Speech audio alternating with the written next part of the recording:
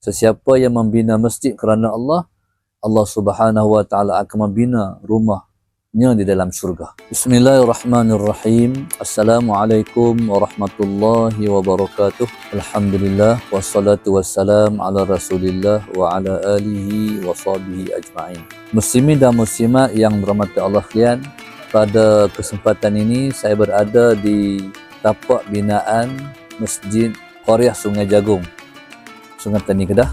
Saya ingin mengajak semua para muhibbin, pencinta agama Allah, semua rakyat Malaysia, mari kita menjayakan pembinaan masjid di sini yang bernilai 7 juta. Kita telah dapat menghimpunkan sejak setahun lepas 2 juta.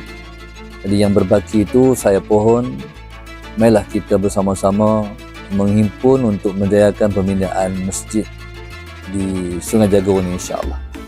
Nabi SAW bersabda, "Man bana lillahi masjidan, banallahu baitan fil jannah." Sesiapa yang membina masjid kerana Allah, Allah Subhanahu wa taala akan membina rumahnya di dalam syurga.